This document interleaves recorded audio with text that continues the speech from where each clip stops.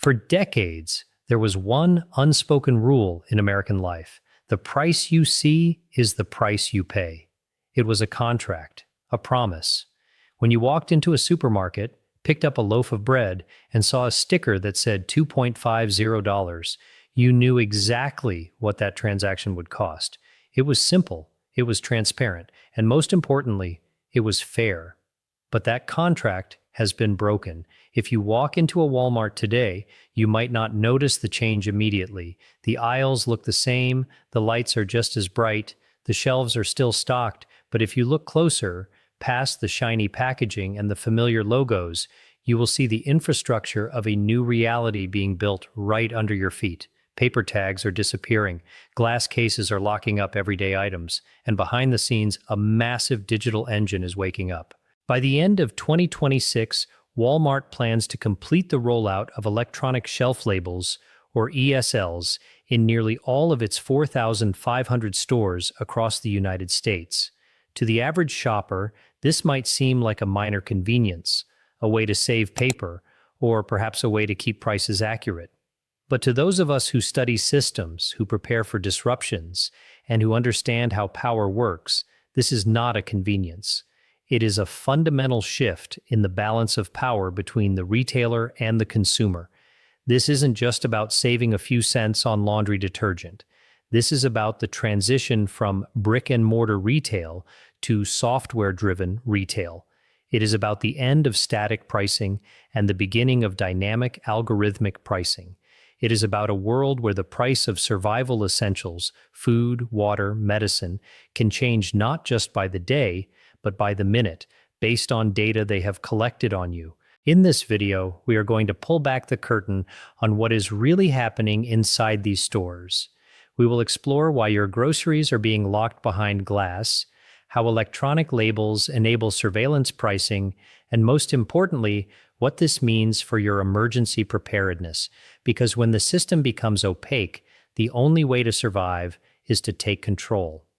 Welcome to the new era of retail, and welcome to the need for a new kind of preparedness. Let's start with what you can physically see. The first sign that the old model is dying isn't the technology, it's the locks. 10 years ago, if you wanted to buy a bottle of shampoo, a pack of batteries, or a box of cereal, you walked to the aisle, grabbed it, and put it in your cart. It took 5 seconds. Today, in many major retailers, including Walmart, Target, and CVS, that simple act has become a test of patience. At first, it made sense. High-value items like electronics, razors, and baby formula were locked up to prevent theft. Retailers called it shrinkage management. But then the circle expanded. Cosmetics went behind glass, then vitamins, then laundry pods. And now we are seeing things that defy logic. A jar of face cream, a pair of reading glasses, even a simple comb or a pair of winter gloves costing less than $10. Why lock a $5 item? Why make an honest customer wait 10 minutes for an employee to unlock a case? The official answer is inventory shrink and organized retail crime. The National Retail Federation reports that theft has risen sharply, forcing retailers to protect their margins. And while that is true, it doesn't tell the whole story. From a prepper's perspective, this is a critical signal. It signals a breakdown in social trust and a shift in operational priority. When a store prioritizes asset protection over customer convenience, it tells you that the system is under stress. The friction you feel, the waiting, the searching for an employee, the frustration is not an accident. It is a feature of a system that no longer trusts its customers. But here is the deeper issue. This friction is unevenly distributed. The thieves, they often find ways around the locks, or they target other stores. The people paying the price are the honest shoppers, the elderly who struggle to wait, the parents with crying children who don't have time to hunt for an associate, the preppers who are trying to efficiently stock up on essentials before a storm. This loss of convenience is the canary in the coal mine. If buying a simple item has become difficult, imagine what happens when the system faces a real crisis. Imagine a hurricane warning, a pandemic surge, or a supply chain disruption. In those moments, speed and access are survival. If you have to wait for a key to buy water, you are already behind. The locked cabinet is a symbol. It represents a retail environment that is becoming hostile to the individual. And as we move further into this digital transformation, that hostility is moving from the physical world into the digital one. Now let's talk about the technology that is replacing the paper tag, the electronic shelf label, or ESL.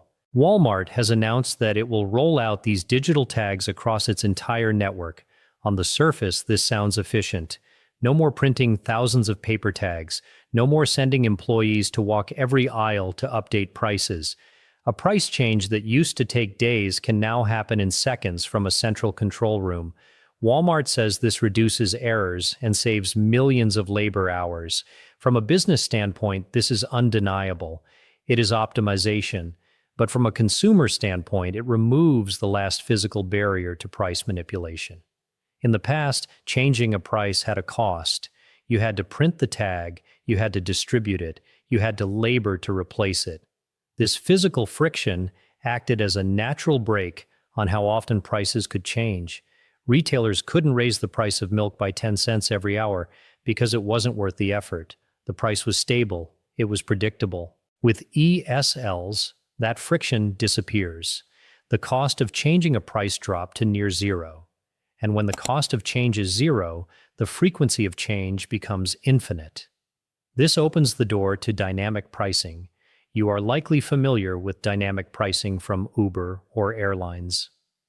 When it rains or when it's rush hour, the price of a ride goes up. When a holiday approaches, plane tickets get more expensive. We accept this because we view travel as a luxury or a service. But what happens when dynamic pricing is applied to essentials? Imagine walking into a store during a heat wave. The demand for bottled water spikes.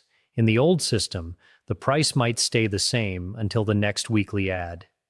In the new system, the algorithm detects the surge in demand and the drop in inventory.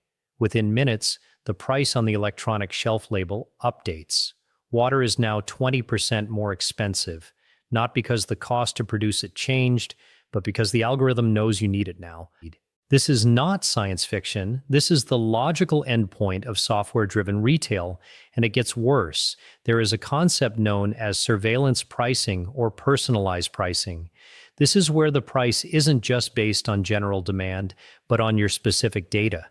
Think about it. If Walmart knows your shopping history, your location, your income bracket, estimated through zip code and purchase habits, and your urgency, why would they charge everyone the same price? Why not charge you the maximum amount you are willing to pay? If you buy premium organic food, the algorithm might assume you have higher disposable income and show you a higher price for staples. If you buy generic brands and use coupons, it might show you a lower price to keep you loyal. The price on the shelf is no longer a universal truth. It is a personalized offer. The Federal Trade Commission, FTC, has launched investigations into these practices. States like New York and Maryland are considering laws to ban discriminatory pricing algorithms. But legislation moves slowly. Technology moves fast. By the time laws are passed, the infrastructure will already be in place. For the prepper, this is a nightmare scenario. In an emergency, you cannot shop around. You cannot wait for a better deal. You need supplies. If the system knows you are desperate, it will price you accordingly. The electronic shelf label is not just a display, it is a tool of extraction. To understand how personalized pricing works, you have to understand the fuel that powers it. Data. Many people believe that if they pay cash, they are anonymous. They turn off their location services. They don't use the Walmart app. They think they are invisible. But in today's retail ecosystem, true anonymity is almost impossible. Walmart is not just a store, it is a data company. It operates Walmart Plus, a massive e-commerce platform, a pharmacy, financial services, and a mobile app. Every week, 255 million customer visits generate a tsunami of data. Even if you pay cash, if you have ever signed up for a loyalty program, used a credit card, or connected to the store's Wi-Fi, your digital footprint exists. And modern data brokerage firms specialize in connecting these dots. They can match your offline purchases with your online behavior. There is a famous story from retail forums where a customer bought a USB cable with cash, ensuring no digital link. Yet, that evening, he received an email asking him to review that exact cable. How? Because his phone's MAC address was picked up by the store's Wi-Fi sensors, linked to his home network, and matched to his online account. This is the reality. You are not just buying products, you are generating data. And that data is being used to build a profile of your behavior. Retailers use this data for legitimate business reasons: forecasting demand, optimizing supply chains, reducing waste. These are good things. Efficient supply chains mean more food on the shelves, but the same technology that predicts demand can also predict vulnerability. When you combine electronic shelf labels with rich consumer data, you create a system that knows more about your needs than you do. It knows when you are running low on baby formula. It knows when you usually buy heating oil. It knows when you are likely to panic buy. In a stable economy, this might just mean targeted coupons. In an unstable economy, it means leverage. As preppers, we must recognize that our privacy is a component of our security. If the system knows exactly what we have, what we need, and how much we are willing to pay, we lose our negotiating power. We become predictable. And in survival situations, predictability is a weakness. But let's step back from the conspiracy of pricing and look at the reality of reliability. Any system that is centralized is fragile. Any system that relies entirely on digital connectivity is vulnerable. We have all seen the glitches: payment terminals that decline valid cards, scanners that charge double, apps that crash during peak hours. In a manual system, a mistake is local. If a cashier makes an error, it affects one customer. It can be fixed with a conversation and a manager's override. In a fully digital centralized system, a glitch is systemic. Consider the case of a mother in Texas who was charged 4 times for a single $400 grocery run due to a connection error. $1,600 vanished from her account. She didn't just lose money, she lost time. She spent days on the phone with banks, visiting customer service, and proving her innocence. She missed work, she faced stress, and she was powerless against the algorithm. Now scale that up. Imagine a regional power outage, or a cyber attack on the retail network, or a software update that goes wrong. If the electronic shelf labels lose connection to the central server, what happens? Do they default to the last known price? Do they go blank? Do they show an error? If they go blank, customers won't know the price. Checkout scanners might reject items without a valid price code. The entire store could grind to a halt. In a disaster scenario, this is catastrophic. If you are trying to buy water and batteries before a hurricane hits and the system is down, you cannot buy anything. Cash might not be accepted if the registers can't process it. The efficiency of the digital system becomes its greatest liability. This is the hidden cost of automation. We trade resilience for efficiency. We trade human oversight for algorithmic speed. And when the machine breaks, there is no one left to fix it quickly. The frontline employees are powerless. They don't have the keys to the software. They can't override the server. They can only apologize. For the prepper, this highlights a critical vulnerability: dependency. If you depend on a digital system for your daily sustenance, you are one glitch away from hunger. So, what do? Do we stop shopping? Do we boycott the system? No. That is not practical for most people. But we do need to adapt. We need to change our strategy from passive consumption to active defense. Here is your 4-step plan to protect yourself in the age of algorithmic retail. Step 1. Verify everything. Never trust the system blindly. Always check your receipt. Better yet, use a handheld scanner or your phone's calculator as you shop. If the price on the shelf doesn't match the price at checkout, speak up. Use the scanner laws that exist in many states, which mandate compensation for pricing errors. Make it inconvenient for them to make mistakes. Your attention is your best defense. Step 2. Diversify your supply chain. Do not rely on a single retailer. If Walmart's system fails, or if their prices spike, you need alternatives. Build relationships with local farmers. Join a CSA, community-supported agriculture. Find bulk suppliers, and support local co-ops. These smaller entities are less likely to use sophisticated dynamic pricing algorithms.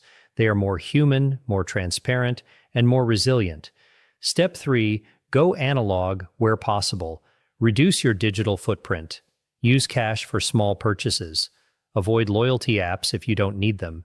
Turn off location services when you aren't using navigation. The less data they have on you, the less they can personalize your price. Keep a portion of your emergency fund in physical cash. In a system outage, cash is king. Step 4. Build your own pantry. This is the ultimate solution. The best way to avoid dynamic pricing is to not need to buy the item at all. Stock up on essentials when prices are low. Rotate your food storage. Learn to preserve food. Grow your own vegetables. The more self-reliant you are, the less power the algorithm has over you. Your pantry is your shield against inflation, manipulation, and system failure. This shift in retail is not just about Walmart. It is a reflection of a broader trend in our society. We are moving from a culture of trust to a culture of verification, from community to algorithm, from transparency to opacity. Walmart is simply the largest player in the game, but Target, Amazon, Kroger, and Costco are all moving in the same direction. They are building walled gardens of data, locking us into their ecosystems with membership programs and personalized deals. But there is a counter movement. It is the movement of preparedness, of self-reliance, of community. When the system becomes too complex, too opaque, and too fragile, people naturally turn back to basics. We turn to our neighbors, we turn to local networks, we turn to skills that cannot be digitized. The electronic shelf label is a symbol of a world that is trying to optimize humanity out of the equation. But humanity is messy, it is unpredictable, and it is resilient. Your job as a prepper is not to fear the technology, it is to understand it, to see it for what it is, a tool that can be used for efficiency but also for control, and then to build a life that is not dependent on that control. The next time you walk into a supermarket, look at the price tags, look at the locks, look at the cameras. Remember that you are not just a customer, you are a data point, you are a variable in an algorithm, but you are also a human being with the power to choose. Choose to verify, choose to diversify, choose to prepare. Don't let the system decide your worth. Take control of your resources, your data, and your future. If this video opened your eyes to what's happening in retail, please hit the like button. It helps the algorithm find other people who need to know this information. Subscribe for more deep dives into survival, preparedness, and taking control of your life. And I want to hear from you. Have you noticed price changes or locked items in your local store? Have you ever been affected by a pricing glitch? Share your stories in the comments below. Let's build a community of aware, prepared individuals. Stay safe, stay ready, and I'll see you in the next video.